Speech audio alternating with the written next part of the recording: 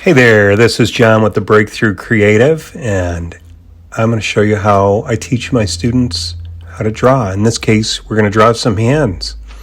I have some reference. You can see that I've already started by sketching in the rough shapes, and then after I get all my searching lines in, I'm starting to make it a little bit more solid. I'm making a little bit more commitment to what I have going on in Procreate.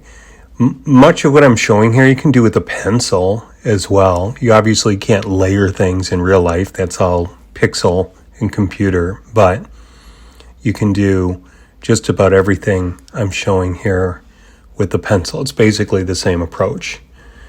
Once I get those forms in, once I am happy and I start to solidify those forms, now I'm going to refine my shapes. Maybe in real life I'd do a little bit more erasing to get to this point. Maybe I put some tissue paper over it if I was working on a final illustration. And so you can see here I'm adding a little bit of shading as I'm refining my shapes. And then you're going to see in just a little bit, once I'm happy with where I'm at, I'm going to go ahead and I'm going to add a mid-tone to this whole thing. And I'm going to do it, in this case in Procreate, I'm using this willow charcoal, and then I'll erase some of it away. And now I want to get some highlights in on the hand. And, you know, I tell my students at some point, you want to do this from the beginning, but at some point, seeing things in 2 dimensions on a page as though they're 3-dimensional is what you're shooting for. You're trying to see the rolls and the folds and the lines and the high areas that catch the light and the low areas that are in shadow. And you'll get there. You got to practice. You got to do the work. But you'll get there. Hands are among the hardest things you'll ever draw. Hands and feet, and maybe a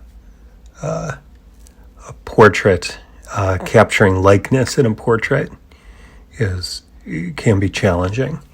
But there's so many elements in a hand, and you know, as I add the highlights here and shadows, I'm trying to bring it out of the page, as it were.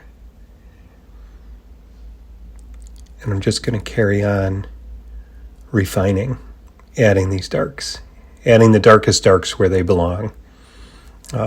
Use reference.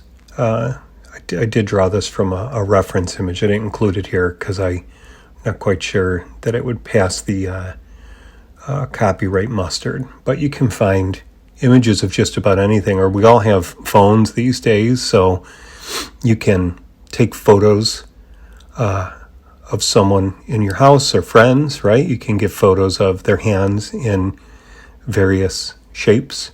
You can set your own lighting up the way that you would like, and then you can start to practice and draw and build your skills, build your eye-hand coordination, build how you see.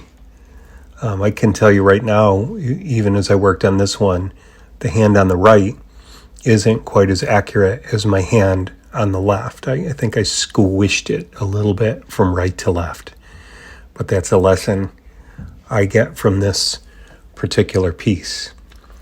And, you know, here you're sitting with me for 5 minutes if you've watched it all the way through. I spent about an hour and 20 minutes on this. I don't think you have to worry about speed.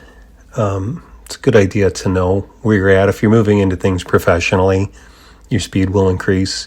Frankly, if you're moving into things as an amateur, your speed will increase the more you do. So there you go. Thank you for watching. Watch for more. I do teach online classes, so please subscribe, and I'll keep you up to date on all of that stuff. And since it's the end of the year, I wish you a happy new year to you and yours. Cheers.